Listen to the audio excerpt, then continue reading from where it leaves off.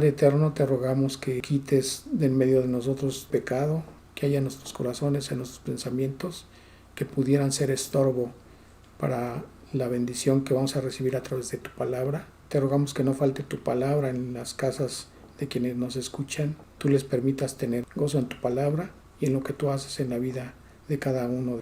Te rogamos que pongas atentos los oídos y dispuestos los corazones a recibirlas. Te rogamos que tú nos des entendimiento de tu palabra, que nos ayudes a escudriñarla, que nos ayudes a entenderla, pero también que nos ayudes a aplicarla en nuestras vidas, Señor, para que podamos tener discernimiento y madurez espiritual. Te rogamos que nos redargullas a quien haya de ser redarguido a través de tu palabra, porque tú quieres lo mejor para nosotros. Ponemos este tiempo entonces en tus manos preciosas y rogamos que a través de tu Santo Espíritu seamos guiados en el conocimiento de ella y la aplicación de tu palabra, para que seamos útiles en tus manos. Te rogamos pongas orden en nuestras vidas, lo que tengamos que corregir. Te agradecemos, Dios eterno, y te damos la gloria y la honra en el nombre precioso que es sobre todo nombre de nuestro Señor Jesucristo. Amén. Queremos compartir el estudio Señales de Inmadurez Espiritual. Voy a utilizar la palabra de Dios para todos y la otra es Nueva Biblia al Día.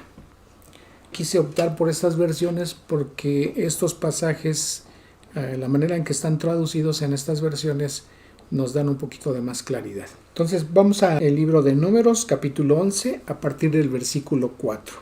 Entre los israelitas había gente de toda condición que se había mezclado con ellos. Recordamos que Dios los sacó de esa nación porque tenían una condición de esclavitud. Entonces Dios los libera utilizando a Moisés y los lleva al desierto. La promesa de parte de Dios es que los iba a llevar a una tierra a donde fluye leche y miel. En este pasaje nos hace mención que no solamente salió el pueblo de Israel de la nación de Egipto, sino que hubo muchas otras gentes y con ellos salieron. Vuelvo a leer, versículo 4. Entre los israelitas había gente de toda condición que se había mezclado con ellos y solo pensaban en comer. Los israelitas se dejaron llevar por ellos y se pusieron a llorar y a decir: ¿quién nos diera carne para comer? ¿Cómo extrañamos el pescado que comíamos gratis en Egipto y los pepinos, melones, puerros, cebollas y ajos? Ahora nos estamos muriendo de hambre y todo lo que vemos es este maná. El maná era como semillas de cilantro y parecía resina de árbol. La gente salía a recolectarlo y después lo molían y lo machacaban con piedras, luego lo cocinaban en una olla o hacían panes con él. Su sabor era como el de pan que se amasa con aceite. Al caer el rocío por la noche, también caía el maná sobre el campamento. Moisés escuchó llorar a los israelitas y a sus familias, cada uno a la entrada de su carpa. El Señor, es decir, Dios, se enojó mucho. Moisés también se enojó y le dijo al Señor: ¿por qué me tratas tan mal a mí que soy tu siervo? ¿Qué tienes en mi contra para poner sobre mí la responsabilidad de este pueblo? ¿Es que yo soy la mamá de toda esta gente? ¿Fui yo quien los dio a luz para que tú me digas: llévalos en tus brazos como hace un padre adoptivo a la tierra que tú les prometiste a sus antepasados? Dice la versión Nueva Biblia al Día, en ese versículo 12. ¿Acaso son hijos míos? ¿Soy yo su padre para que me impongas el deber de criarlos como si fueran criaturas? ¿Cuál es la queja de Moisés? Dios los estaba llevando a través del desierto, pero Dios jamás en ningún momento los había desamparado. Entonces Él les proveía el alimento, les proveía el agua que necesitaban. No tenían motivo alguno para quejarse. Las palabras de Moisés nos indican que las quejas de ellos eran como si fueran unos chiquillos que esperaban a que Dios les proveyera lo que ellos querían, y la queja era contra Moisés, pero indirectamente se estaban quejando contra Dios. Entonces, ¿qué es la primera señal de inmadurez que vemos aquí? Ellos estaban dependiendo de un hombre, en este caso de Moisés, y no directamente de Dios. ¿Por qué llevarlos al desierto? Bueno, Dios quería que ellos observaran que tenían que confiar plenamente de Dios, porque la promesa de Dios era llevarlos a esa tierra que fluye leche y miel, y ellos no tenían por qué dudar de Él, pues Él ya había mostrado su poder. Ellos lo vieron en Egipto. Ellos vieron cómo Dios tuvo que llevar 10 plagas a Egipto para que pudieran ser liberados. Y ellos vieron cómo Dios abrió el mar para que pudieran pasar y ser salvos del ataque que les venía por medio del ejército egipcio. Entonces Dios ya les había mostrado su poder y entonces ellos mostraban una incredulidad muy grande. Así como un bebé depende totalmente de sus padres para cualquier cosa en su vida, también un cristiano joven o inmaduro depende del pastor para sus necesidades de la vida en vez de depender de Dios. No vean al pastor, no vean al predicador como alguien que está más cercano a Dios y entonces se dirijan ellos a pedirle que oren por ellos en el sentido de que ellos consideren que sus oraciones a través de nosotros pudieran ser más fácilmente respondidas de parte de Dios en favor de ellos. Deben de depender directamente de Dios. La enseñanza la tenemos en las Escrituras, entonces si nosotros confiamos plenamente en Dios, no tenemos por qué depender o creer que lo que necesitamos proviene directamente del hombre, sino es Dios el que está obrando en sus vidas a través de las personas. ¿Qué es lo que requieren los pequeños? Un bebé necesita de cuidados, necesita de protección y necesita de alimentación, entonces un bebé depende totalmente de sus padres. Lo que Dios quiere es que dependamos de Él, directamente de Él.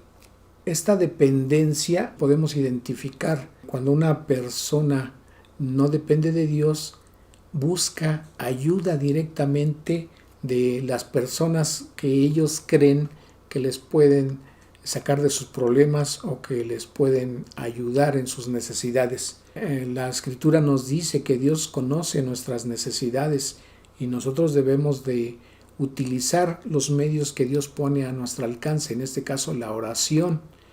Nosotros debemos de poner nuestras necesidades en manos de Dios a través de la oración. Lo que sabemos a través de la Escritura es que Dios nos va a suplir cada una de nuestras necesidades conforme a su voluntad. Escuchamos sectas, mal llamado evangelio de la prosperidad, porque no es un evangelio. Promesas que Dios no hace en las Escrituras. Ellos sacan muchos versículos de su contexto y engañan a la gente que los sigue, haciéndoles creer que Dios les va a dar prosperidad en sus vidas si lo siguen a ellos. Y esa es una vil mentira. Dios nos dijo a través de la Escritura que nosotros al estar en el mundo íbamos a padecer aflicciones, pero también nos dijo que debíamos de confiar porque Él ya había vencido el mundo. Entonces, cuando nosotros aprendemos a depender de Dios, hacemos a un lado las angustias y hacemos a un lado los afanes, sabiendo que Dios tiene cuidado de nosotros en todas y cada una de nuestras necesidades. Un bebé no solo depende de que otros le provean su alimentación, sino que también la pongan en su boca. Esto también es cierto en relación a una persona con inmadurez espiritual. La característica de un bebé es que su primer alimento es la leche. Empezando a crecer, el alimento que recibe ya es más sólido. Y una característica que podemos ver en los pequeños cuando empiezan a crecer es que ellos tratan de alimentarse por ellos mismos. En las primeras ocasiones en que hacen ellos los intentos, inclusive hay personas que los dejan que los pequeños agarren con sus manitas el alimento y se lo lleven a la boca. Entonces, el anhelo de ellos es aprender a alimentarse por ellos mismos. Cuando ellos tienen un crecimiento ya mayor, entonces no solamente aprenden a comer por sí mismos, sino también aprenden a buscarse el sustento por ellos. Y eso es lo que debe hacer un creyente, no esperar a que les llegue el alimento a la boca, sino también en el crecimiento espiritual deben ellos aprender a buscar el sustento a través de la misma palabra. Entonces, ¿qué signos podemos encontrar en este punto? ¿Dejo que otros me enseñen siempre las Escrituras? ¿Estoy personalmente estudiando mi Biblia con el deseo de que Dios me guíe? ¿Pido que otros oren por mí sin que me haga yo cargo de mis necesidades a través de la oración a Dios? Pongo énfasis en mis oraciones, en el compartir mis necesidades, por si acaso alguien me esté escuchando y la supla. El segundo signo de inmadurez espiritual es la credulidad. Vamos a Proverbios 14:15. El tonto se cree todo lo que le dicen, pero el inteligente se fija bien por dónde va. ¿A qué se refiere esto? Que nosotros todo lo que escuchamos debemos de pasarlo a través de un filtro. No es malo creer, sino aquí la credulidad se refiere a que no podemos creer todo y así como lo escuchamos, tenerlo por cierto. Debemos de filtrar las cosas, debemos de tener evidencia de qué es lo que nos están diciendo, qué es lo que estamos escuchando, qué fundamento tiene, quién lo está diciendo, es verdad lo que estamos escuchando. Entonces todo eso lo debemos de verificar y no nada más escucharlo y pasarlo así tal cual. Podemos ver qué nos dice Primera de Pedro, capítulo 2. Como niños recién nacidos, busquen con ansias la leche pura de la palabra, así por medio de ella crecerán en su salvación, ahora que han probado lo bueno que es el Señor. Entonces, ¿qué es la leche no adulterada? Es la palabra de Dios. También la primera carta de Juan, en el capítulo 4, el versículo 1 nos dice: Amados míos, no crean nada por el simple hecho de que les digan que es mensaje de Dios. Póngalo a prueba primero, porque en este mundo hay muchos falsos maestros. Para que nosotros creamos algo como que viene de la palabra de Dios, debemos de ponerlo en el filtro que es la palabra misma. Y también esa persona debe de ser un verdadero creyente. Vuelvo a leer el versículo 1. Amados míos, no crean nada por el simple hecho de que les digan que es mensaje de Dios. Pónganlo a prueba primero, porque en este mundo hay muchos falsos maestros. Vamos al siguiente punto. El amor de las diversiones. Zacarías 8:5. De nuevo los niños y las niñas de la ciudad jugarán confiados en sus calles. Normalmente los niños salen a jugar. Si es en la calle, no se fijan si vienen autos, si es una calle donde se puede jugar o si es un lugar seguro. Ellos salen a jugar. Dice aquí, confiados en sus calles. Entonces, la distracción que tienen ellos la hacen confiados solamente en lo que están haciendo. Cuando vemos que un creyente tiene amor por las diversiones, pero un amor en exceso, un amor que lo aparta, que lo aleja de Dios, que lo aleja de las cosas de Dios, que lo aparta de tener un tiempo de meditación en la palabra, que lo aparta de orar, que lo aparta de no tener devocionales. Entonces, ese amor por las diversiones es un signo de niñez espiritual. ¿Por qué? Porque está confiado en lo que está haciendo, está confiado en lo que se está distrayendo y no pone atención en lo que debería de ser importante para esa persona, para ese creyente. Meditar y confiar y creer en la palabra de Dios, porque eso más adelante lo puede aplicar a las circunstancias que esté viviendo. ¿Qué signos podemos ver en ese aspecto o señal de inmadurez? ¿Hay un deseo más grande por las cosas del mundo que por las cosas de Dios? ¿Eso lo ves en tu vida? ¿Sientes que está pasando en tu vida? 2. Así como un niño disfruta divertirse más que obedecer, estudiar, adorar o hacer algo que limita su libertad, también un cristiano maduro se goza más en las diversiones y en las cosas que ofrece el mundo que sirviendo a Dios, que estudiando de su Biblia, que adorando a Dios o comunicándose con Él a través de la meditación de la palabra y de la oración. No quieren restricciones, pero sí buscan los beneficios sin tomar en cuenta las responsabilidades. ¿A qué nos referimos? Son personas que podemos darnos cuenta a través de sus oraciones cuáles son las peticiones que le hacen a Dios. Las oraciones en ese sentido se dirigen nada más a que Dios les supla sus necesidades, pero no ponen en esa oración que le hacen al Señor, no ponen las cosas que debieran de ser como voluntad del Señor Jesucristo, porque por eso el Señor Jesucristo dijo que cuando nosotros oráramos pidiendo en su nombre. ¿Y qué significa esto? que como si él estuviera pidiendo eso a Dios, que fuera su voluntad. Entonces, cuando no pedimos las cosas conforme a la voluntad de Cristo, las oraciones aparentemente para nosotros no tienen respuesta de parte de Dios, pero no es eso. Lo que pasa es de que no pedimos conforme a la voluntad de Dios. ¿Qué tiempo utilizas más? ¿Buscando diversiones o buscando de Dios y su voluntad? ¿Usas el mismo tiempo que utilizas para tus diversiones, para tus distracciones? Esa cantidad de tiempo que inviertes en eso, ¿también la inviertes en el estudio o meditación de la palabra de Dios? Si no es así, entonces tienes un signo de inmadurez espiritual.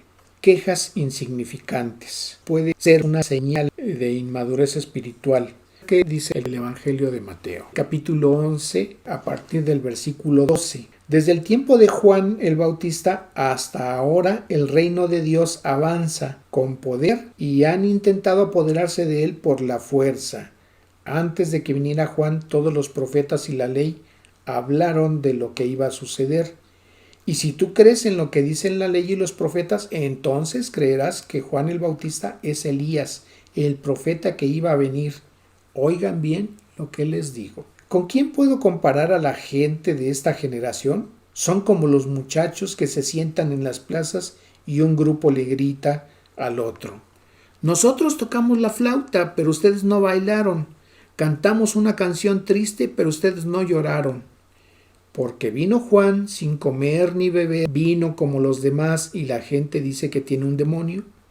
Vino el Hijo del Hombre que come y bebe y dicen: miren, es comilón, borracho y amigo de los cobradores de impuestos y pecadores. Pero la sabiduría divina se comprueba por la vida de los que la siguen. ¿Qué es lo que vemos aquí?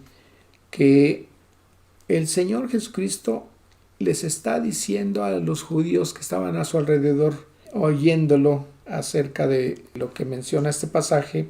Él los está comparando como muchachos, pero la palabra bien puede ser traducida como chiquillos o niños. Dice que se sientan en la plaza y empiezan a criticar, pero empiezan a criticar sin tener un fundamento, sin tener una convicción de lo que verdaderamente están juzgando.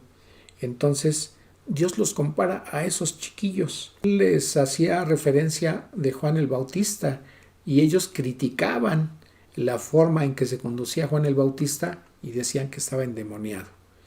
Ven al Señor que se acerca con los pecadores, obviamente para llevarlos a un propósito de salvación, y entonces lo critican como alguien que es un comilón y como alguien que bebe vino y que se junta con pecadores. Entonces, un signo de inmadurez espiritual son esas quejas insignificantes. También podemos ver un pasaje en el Antiguo Testamento, y eso lo podemos encontrar también en el libro de Números, del capítulo 12. Nos dice la Escritura a partir del versículo 1: Miriam y Aarón criticaron a Moisés porque se había casado con una mujer etíope. Ellos dijeron: ¿ha hablado el Señor solamente a través de Moisés? ¿No ha hablado a través de nosotros también? Pero el Señor escuchó lo que decían. En verdad, Moisés era muy humilde, más humilde que cualquier otro en la tierra. Así que el Señor les dijo a Moisés, a Aarón y a Miriam: vengan los tres a la carpa del encuentro. Entonces los tres fueron allá, y el Señor bajó en una columna de nube, se detuvo a la entrada de la carpa y llamó a Aarón y a Miriam. Entonces cuando ellos se acercaron, el Señor dijo: escuchen mis palabras. Cuando hay un profeta entre ustedes, yo, el Señor, me comunico con él en visión, le hablo en sueños. Sin embargo, así no es como yo hablo con mi siervo Moisés, pues nadie es tan fiel como él en toda mi casa. Yo le hablo a él directamente, con claridad y sin acertijos. Y si él me ve cara a cara, ¿cómo es que ustedes se atrevieron a criticar a mi siervo Moisés? ¿Cuántas veces vemos creyentes que critican a su pastor, que critican al predicador, que critican a los maestros de escuela dominical, que critican a su discipulador sin saber que ellos están teniendo un signo de inmadurez espiritual, porque las críticas que le están haciendo no tienen un fundamento bíblico o no lo están haciendo con una madurez espiritual, sino simplemente están criticando por criticar. ¿Cuántas veces vemos a personas en la congregación cuando está el predicador hablando, cuando está el pastor compartiendo un mensaje, y esas personas se dedican a criticar cosas como que si se ve guapo, que si está mal vestido, que mira, ya viste la hermanita, que ya viste el hermanito, cómo llegó, y mira, y nada más se están fijando en detalles y no están poniendo atención al mensaje que probablemente Dios los esté dirigiendo a ellos para que corrijan algunos aspectos en sus vidas. Entonces, normalmente esas personas que critican poco hacen por colaborar en el servicio en la congregación, poco hacen por participar en la obra de Dios, pero sí se dedican a criticar muchas cosas. Entonces, ese también es un signo de inmadurez espiritual. No solamente es algo que no se ve bien, algo que no está bien, sino también ese tipo de críticas trae juicio a sus vidas en diferentes grados. Y por ejemplo, aquí en este caso podemos ver versículo 9: el Señor se enojó mucho con ellos y se marchó. En cuanto la nube se quitó de encima de la carpa, Miriam quedó leprosa, con la piel blanca como la nieve. Cuando Aarón se volvió hacia Miriam y la vio así, le dijo a Moisés: «Oh Señor, no nos castigues, pues hemos pecado tontamente. Te ruego que no dejes que ella quede como un niño muerto antes de nacer, que sale con el cuerpo medio deshecho». Entonces podemos ver que a Dios no le agradan esas críticas a sus siervos. Pero no solamente aquí podemos ver una consecuencia de ese tipo de críticas o de quejas. Hace un momento leíamos que la gente que había salido de Egipto y que venían con Moisés se estaban quejando porque no comían carne. Después de la queja de Moisés podemos ver a partir del versículo 16 en Números 11. Dice: el Señor le dijo a Moisés: reúneme a 70 ancianos de Israel, pero asegúrate de que sean jefes del pueblo. Llévalos a la carpa del encuentro y que esperen allí contigo. Yo bajaré a hablar contigo y tomaré parte del espíritu que está en ti y lo pondré en ellos. Así ellos compartirán contigo la carga que este pueblo representa para ti, de tal forma que no tengas que hacerte cargo de ellos tú solo. Después dile al pueblo: purifíquense para mañana, pues van a comer carne. Ustedes han llorado ante el Señor y han dicho: ¿quién nos diera carne para comer? Estábamos mejor en Egipto. El Señor les va a dar carne y ustedes van a comer carne. No comerán carne solo un día o 2 o 5 o 10 o 20 días, sino que comerán carne por todo un mes, hasta que se les salga por la nariz y les provoque náuseas.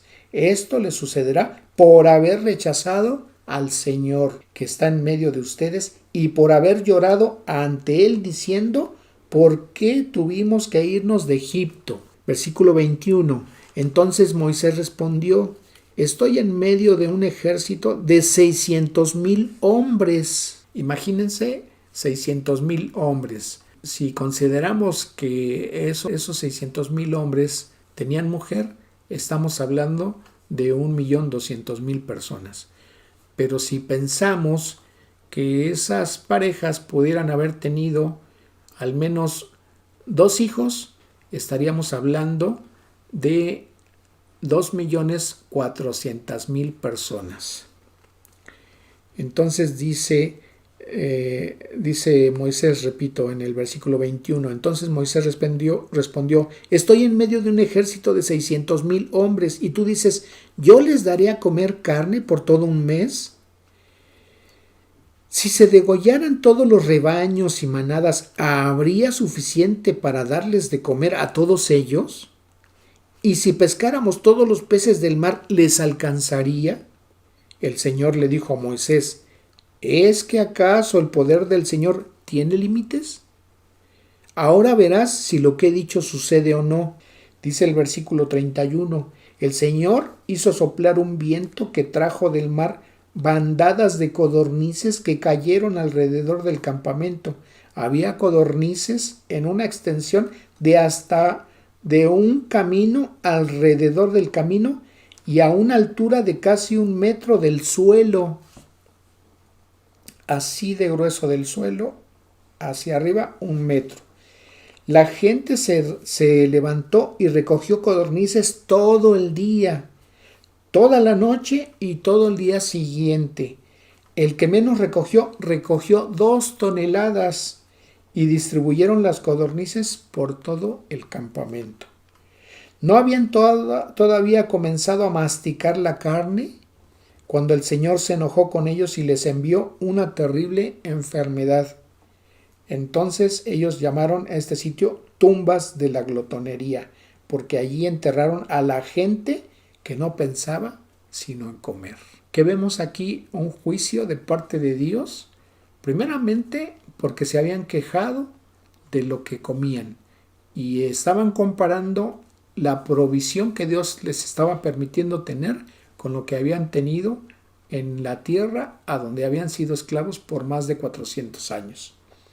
Entonces, ¿cuántas veces escuchamos a creyentes con inmadurez espiritual de quejarse? Aparentemente no lo hacen delante de Dios, pero al momento en que se están quejando, es obvio que Dios los está viendo, Dios los está escuchando, que se están quejando, que porque si no tienen casa, que porque si no tienen carro, que si porque no han salido de viaje, que si porque no han estrenado X, que porque si no se han hecho de un aparato moderno, de pantalla, de televisión, de teléfono, de lo que ustedes quieran. Esas quejas que tienen en sus corazones es porque anhelan cosas que Dios no les ha provisto, según ellos, y supuestamente que Dios tendría que hacerlo. Dios no tiene ninguna obligación de proveernos más allá de lo que cubre nuestras necesidades. Si a muchos Dios les permite tener, Dios sabe en qué medida le provee a cada quien. Dice la Escritura que nosotros debemos de tener contentamiento con lo que Dios nos permite tener, porque eso es lo que necesitamos y con eso es con lo que debemos de gozarnos, que Dios nos tenga consideración y que Dios nos permita tener.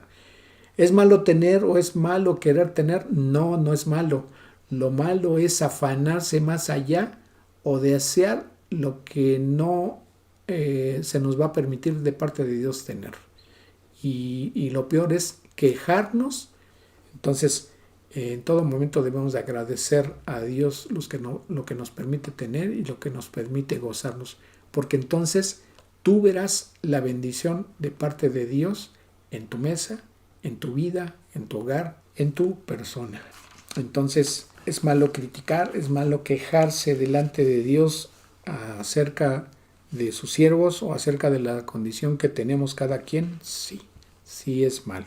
Entonces quizá Dios en nuestro tiempo no te llega a quitar la vida por eso, pero sí estarás en medio de pruebas y tus pruebas van a ser constantes y entre más te quejes de tu situación, entre más te quejes de tus circunstancias, tú no saldrás de esas pruebas que Dios permita en tu vida. Lo mejor es ponerse a cuenta con Dios, pedirle perdón acerca de esas quejas que has tenido en contra de Él o en contra de lo que Dios te permite tener o de lo que Dios te permite disfrutar. Ponerte a cuenta con Dios y tú saldrás de esas pruebas.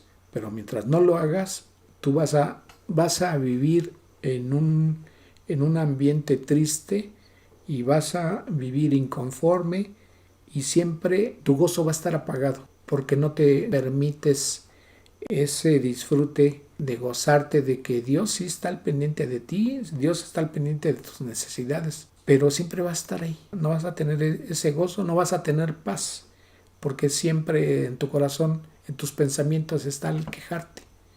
Y aunque Dios ya te dio libertades, aunque Dios ya te permitió disfrutar de lo que Él consideró que pudieras tener en tu vida y tú no lo gozas porque te la pasas quejándote.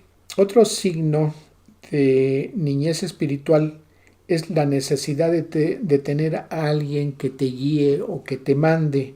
¿Qué podemos ver? Dice Gálatas capítulo 4, a partir del versículo 1. Esto es lo que quiero decir: mientras que un heredero es menor de edad, en la práctica es igual que un esclavo. Aunque sea propietario de las riquezas de su padre, tiene que obedecer a sus tutores y administradores hasta que llegue la fecha en que el padre señaló. Así nos pasaba a nosotros. Cuando éramos menores de edad, éramos esclavos de los poderes que controlan el mundo.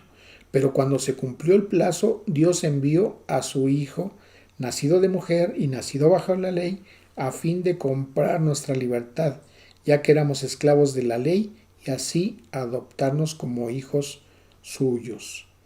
Y como ustedes son sus hijos, Dios envió el Espíritu Santo de su Hijo a nuestros corazones, y por eso lo llamamos Abba Padre. Así que ya no eres esclavo, sino hijo de Dios, y como eres su hijo, Dios te ha hecho su heredero. Si nos remitimos al libro de Hebreos, en el capítulo 5, a partir del versículo 11, dice la Escritura: tengo un mensaje extenso para ustedes en cuanto a este tema, y les resultará muy complicado de entender, porque ustedes ya se han vuelto bastante flojos. Ya es hora de que sean maestros, pero todavía necesitan a alguien que les explique lo más elemental de las enseñanzas de Dios. Todavía necesitan las enseñanzas que sean como leche, pues no están listos para la comida sólida. El que se alimenta con leche todavía es un bebé y no sabe cómo reconocer el bien. La comida sólida es para los que han crecido espiritualmente y para aquellos que por la práctica han aprendido la diferencia entre lo bueno y lo malo. Entonces, ¿qué puntos podemos ver en esta señal acerca de la necesidad de tener a alguien que los esté empujando, que los esté guiando, que los esté obligando de alguna manera? Es necesario para el crecimiento de un niño pequeño que sea puesto bajo el liderazgo de una persona madura. Esto es cierto. Sin este tipo de gobierno, obviamente no hay disciplina en la vida del niño. Pero en el caso de un creyente que ya tiene tiempo de haber recibido el Evangelio y de estar recibiendo prédicas, de estar recibiendo estudios, de estar recibiendo enseñanzas sobre la palabra, es necesario que se le siga pidiendo o exigiendo o invitando y comprobando que tenga necesidad de que alguien lo esté supervisando para que él esté orando, para que él esté estudiando su Biblia, para que él esté memorizando. El creyente debe de ser responsable de él mismo por dedicar tiempo a la oración, a la meditación y al estudio de la palabra y también a la memorización. ¿Por qué debe de ser consciente el creyente de esto? Porque si el creyente no estudia la palabra, no ora, no memoriza, cuando se enfrente a una circunstancia de prueba en su vida, cuando se enfrente a una circunstancia en que tenga que compartirle a otra persona acerca de la fe, acerca de lo que Dios dice en la Escritura, entonces él no va a tener elementos suficientes para poder compartir, para poder defender su creencia, su fe, para poder enseñar, para poder guiar a otras personas y aún para salir adelante en las pruebas que Dios le permita tener en su vida. Entonces, si ese creyente no tiene esa madurez para hacer y dedicar tiempo a estas cosas, a estos aspectos de su vida espiritual, entonces él se encuentra con un signo de inmadurez y va a ser muy, muy difícil, muy complicado para él salir de las pruebas espirituales que Dios le permita tener en su vida. Entonces, es necesario que le dedique tiempo a eso, ¿no? Y no esperar a que tenga que haber reuniones de oración en la congregación para que esa persona, ese creyente, le dedique tiempo a orar. Que haya tiempo de que tenga que haber forzosamente estudios para que le dedique tiempo a estudiar la palabra de Dios. Y a que haya momentos en la congregación de que, a ver, vamos a repetir la memorización que dejamos el domingo pasado, para que él memorice lo que haya de memorizar de la Escritura. Entonces, cada creyente debe de ser responsable en ese sentido de dedicar tiempo a ello. Estos tres aspectos de la vida espiritual, te hayas identificado con esto, es un signo de que te falta tener madurez espiritual. ¿Cuándo fue la última vez que tú memorizaste un pasaje sin que alguien te forzara o que alguien te tuviera que supervisar? Medítalo, porque también ese es un signo de inmadurez espiritual. ¿Cuánto tiempo pasas en oración a Dios? ¿Cuánto tiempo pasamos? ¿Cuánto tiempo le dedicamos a meditar en su palabra?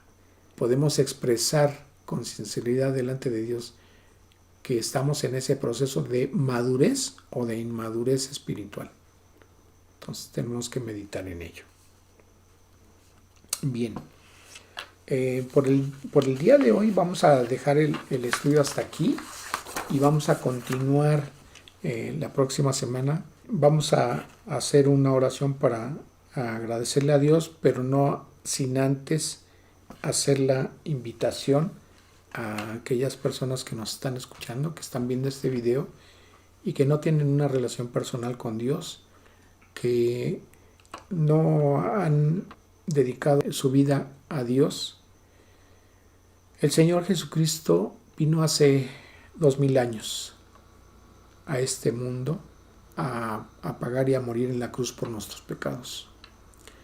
El capítulo 3 del Evangelio de Juan habla de un fariseo que fue a visitar al Señor Jesucristo. Aunque la Escritura no lo menciona, obviamente fue a preguntarle acerca de la salvación, porque el Señor de inmediato le dijo a él, a Nicodemo, que era necesario que la persona tiene que nacer de nuevo para poder ver el reino de Dios.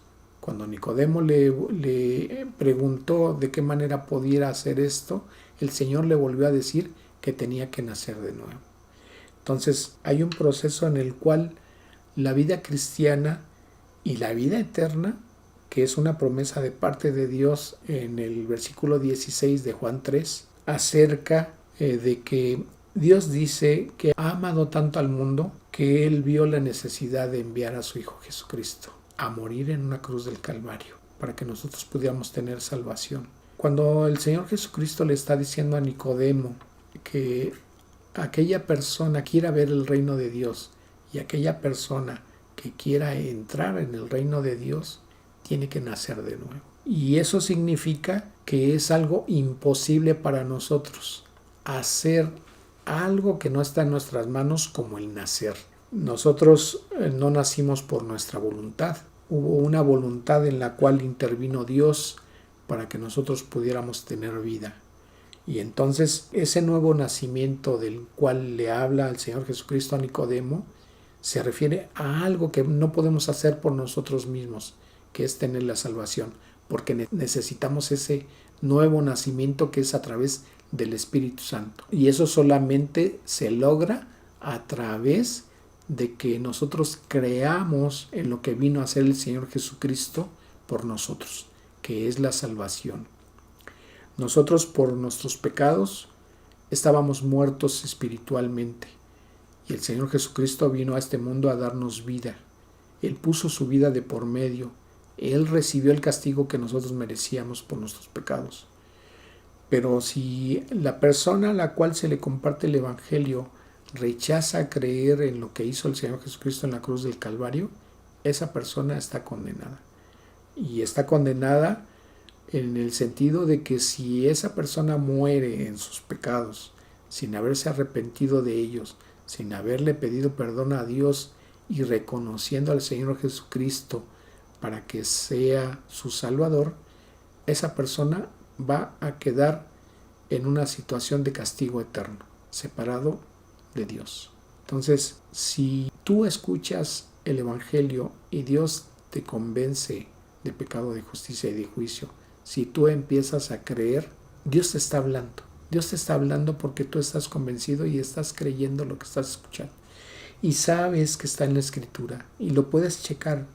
Juan 3:16.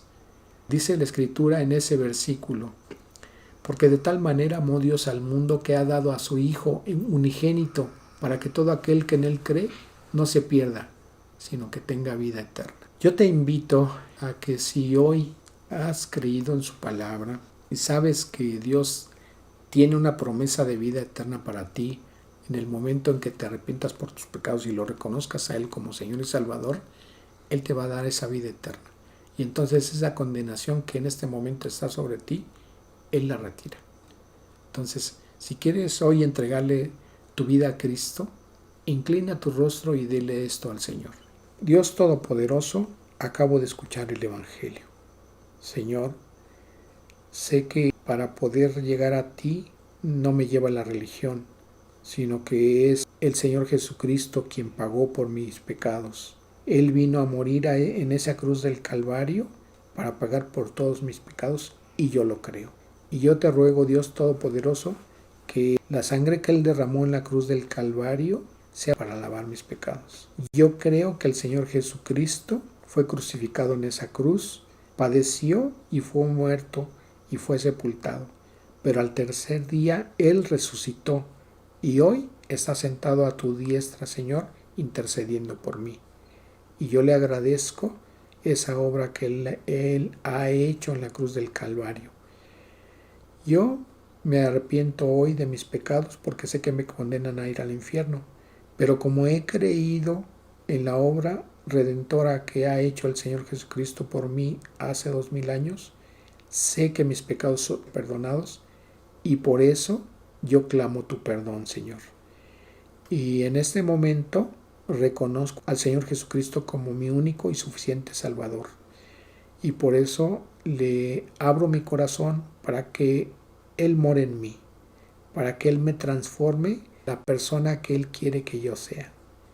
Te ruego que guíes mi vida, Dios, en ese camino que tú tienes dispuesto para mí y que me guíes en este mundo hasta el momento en que me llames a tu presencia, sabiendo que al momento de tener tu perdón, yo te puedo llamar Padre porque me has adoptado como hijo. Yo te agradezco, Señor, por lo que hoy has hecho por mí, con el precioso nombre de Cristo Jesús, mi Salvador. Amén. Si tú has hecho esta oración creyéndolo en tu corazón y se lo has dicho a Dios, y Él ha visto tu corazón, ha visto la sinceridad de tus palabras, Dios te ha perdonado. Y en este momento Él ha borrado tus pecados por la obra redentora del Señor Jesucristo. El libro de Juan, en el capítulo 1, versículo 12, que dice: mas a todos los que le recibieron, a los que creen en su nombre, les dio potestad de ser hechos hijos de Dios. Vamos a terminar este tiempo agradeciéndole a Dios esta guía de su palabra, esta enseñanza que Dios nos ha permitido tener hoy. Te agradecemos, Señor, este tiempo que tú nos has permitido gozarnos en tu palabra, reconocer que en lo que hoy has hablado a mi vida, en los signos que pudiera tener yo de inmadurez espiritual, que tú me ayudes a corregirlos. No quiero quedarme ahí, quiero crecer, quiero tener madurez espiritual para poder salir airoso de las pruebas que permitas que yo pase. Señor, ayúdame, dame sabiduría, dame entendimiento de tu palabra, guíame a tener tiempos de oración, guíame a meditar en tu palabra, guíame a ser obediente a ella, guíame, Señor, a creer en tu palabra, así como tú la has dicho. Que yo pueda confiar plenamente en lo que tú dices, porque tú eres Dios, el Dios Todopoderoso, el único Dios que existe. Y te ruego, Señor, que tú seas en mi vida todos los días, que yo sea guiado a confiar en ti plenamente, como lo puede hacer un hijo en su padre. Confiar en que tú me vas a proveer en mis necesidades, confiar en que tú me vas a guiar a participar en tu obra y que lo pueda yo hacer sin temor, con denuedo de tu palabra, que pueda yo tener sabiduría de ti, Señor, para compartir tu palabra, que solamente pueda yo confiar en tu palabra y en la enseñanza que viene a través de ella y tener sabiduría para apartarme de los falsos maestros, tener sabiduría para poder reconocer tu voz a través de tu palabra, a través de las circunstancias y a través de las formas en que yo tengo entendido que tú me puedes hablar. Te agradecemos, Dios, y te rogamos tu bendición para el resto de la tarde y la semana. Te agradecemos dándote la gloria y la honra a ti por los siglos de los siglos, en el nombre de nuestro Señor Jesucristo. Amén.